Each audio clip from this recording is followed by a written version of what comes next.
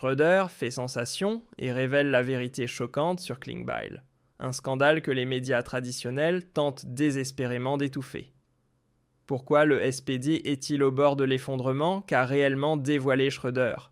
Et pourquoi Klingbeil n'est-il rien d'autre qu'un serviteur des élites berlinoises et un traître aux intérêts des citoyens ordinaires? Restez avec nous, nous mettons tout à nu avec des faits qui dérangent. Imaginez un instant le SPD, jadis parti des travailleurs, des gens modestes de la justice sociale, aujourd'hui réduit à l'ombre de lui-même. Et qui en est responsable? Nul autre que Lars Klingbeil, celui qui se met en scène comme un porteur d'espoir, mais qui en réalité entraîne le parti droit dans le mur. Gerhard Schröder. Un homme de principe qui a guidé l'Allemagne à travers des périodes difficiles, en a assez de l'hypocrisie. Dans des entretiens explosifs que les médias dominants tentent de passer sous silence, Schröder parle sans détour. Klingbeil prêche la justice sociale, mais dans les coulisses, il sert les puissants, les bureaucrates de l'UE et abandonne les ouvriers. Des sources proches des cercles berlinois citent Schröder, le SPD, a perdu sa boussole. Klingbeil n'est pas un leader, mais un simple exécutant de la technocratie bruxelloise et des mondialistes. Un véritable coup de tonnerre. Schröder, l'homme qui a rendu l'Allemagne compétitive grâce à l'agenda 2010 et fait reculer le chômage, voit les choses avec lucidité. Sous Klingbeil, le SPD trahit ses racines. Pendant que les citoyens souffrent de la flambée des prix de l'énergie, que l'industrie s'effondre et que les factures deviennent impayables, Klingbeil garde le silence, ou bien festoie à Bruxelles. Et ce n'est pas tout, la suite est encore plus choquante. Jetons un œil au dernier scandale venu de Leipzig. Le tribunal administratif fédéral a rejeté la plainte de Schröder. Le verdict à l'effet d'une bombe politique, Schröder perd définitivement son bureau au Bundestag. Du jamais vu dans l'histoire, un ancien chancelier privé de locaux et de personnel financé par l'État. Pendant qu'Angela Merkel ou encore Olaf Scholz utilisent toujours leur bureau sans encombre. Schröder est mis au banc. Ce n'est rien d'autre qu'un scandale, non pas une décision neutre, mais un règlement de compte politique. Une procédure qui a bien peu à voir avec la neutralité et beaucoup trop avec les récentes prises de position dérangeantes de Schröder. Le conflit remonte à 2022, officiellement parce que Schröder n'exercerait plus de fonctions officielles. Mais soyons honnêtes, tout cela est lié à sa proximité avec la Russie. Et que dit Lars Klingbeil, l'actuel chef du SPD? Rien. Pas un mot de solidarité, pas une once de regret pour l'homme qui a profondément marqué le parti. En privé, Schröder aurait même lâché que Klingbeil devrait avoir honte de salir le SPD avec une cancel culture toxique.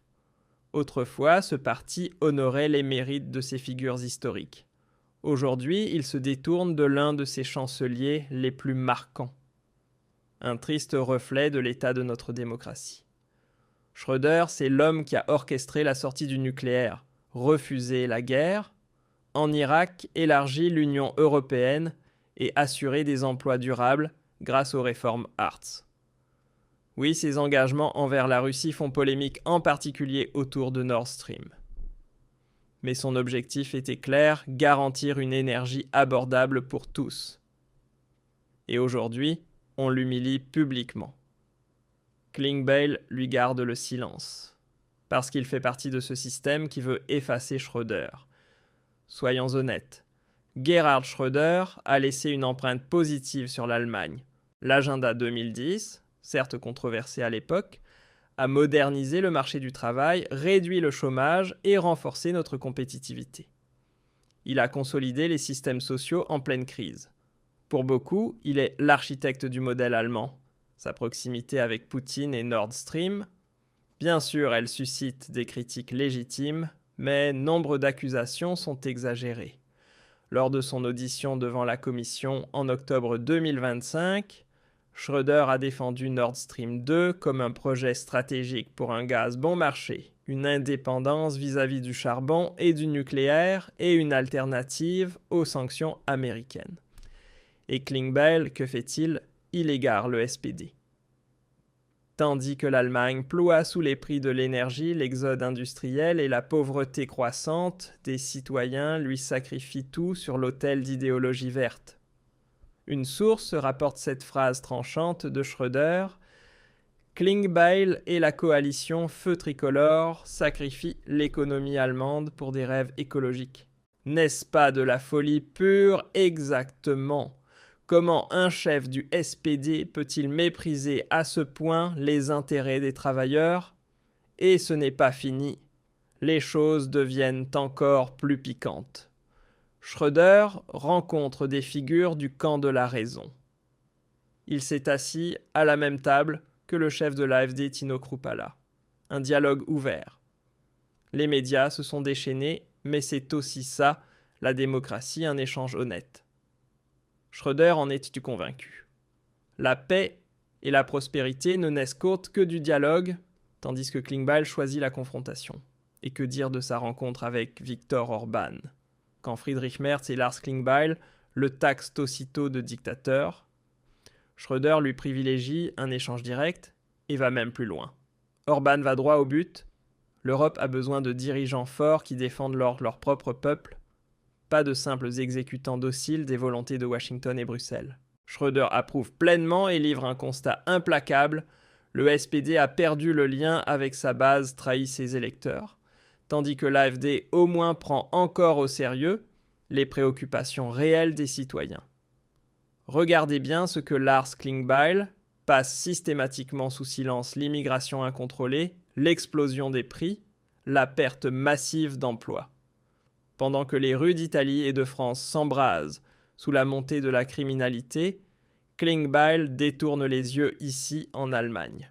Des confidences en coulisses révèlent ceci pour lui: la migration ne serait rien d'autre qu'un prix inévitable de la mondialisation. Vraiment. Et c'est au peuple allemand d'en payer la facture. Gerhard Schröder a tout compris. Le SPD est depuis longtemps devenu le parti des bureaucrates, des idéologues de l'UE et des mondialistes, et Klingbeil n'en est que le porte-voix docile. Où est passé le courage de défendre les intérêts des gens simples? À la place, ils sacrifient tout sur l'autel de leurs rêves d'élite. Les sondages sont sans appel: plus de 60% des Allemands estiment que le SPD ne défend plus leurs intérêts. Et 67% réclament une véritable politique de protection. Qui répond à cet appel? Exactement, l'AfD. Et là, les choses deviennent explosives. Gerhard Schröder a parlé, et ses paroles font trembler le paysage politique. Dans une conversation confidentielle qui a fuité, il règle ses comptes avec Lars Klingbeil, l'homme qui se voit déjà comme le prochain chancelier. Schröder ne mâche pas ses mots pour lui. Klingbeil est totalement inapte, un homme sans colonne vertébrale qui plie au moindre courant contraire. Mais la suite est encore plus explosive. Schröder évoque l'existence d'un plan de paix prêt à être signé dès les débuts de la guerre en Ukraine. Le président ukrainien Zelensky était selon lui disposé à renoncer à l'adhésion à l'OTAN. 2 signatures auraient suffi et des milliers de vies auraient-ils pu être épargnées. Mais qui a bloqué ce plan? Les États-Unis sous Joe Biden. Washington voulait l'escalade, pas la paix. Une faillite morale flagrante. Alors Schröder pose la question que personne n'ose formuler à Berlin: l'Allemagne a-t-elle encore une politique étrangère souveraine? Quand on voit Klingbeil choyer à Bruxelles, saluant à Washington et imposant l'agenda de l'OTAN à Berlin, la réponse saute aux yeux. Et Schröder va plus loin. Quiconque croit pouvoir vaincre militairement la Russie ne connaît pas l'histoire. Par ces mots, il se dresse contre tout l'establishment transatlantique. Il dénonce la rhétorique guerrière comme dangereuse, irréaliste et profondément irresponsable. Les propos de Schröder tombent à point nommé pour l'AfD. Qu'il le veuille ou non, il lui offre une véritable aubaine. Depuis des années, l'AfD réclame la paix plutôt que la dépendance à l'OTAN des négociations, au lieu de fantasmes de guerre la souveraineté plutôt que la soumission. Et voilà que Schröder vient confirmer point par point ce que le parti n'a cessé de dire. L'Allemagne doit défendre ses propres intérêts et non servir les desseins géopolitiques des États-Unis.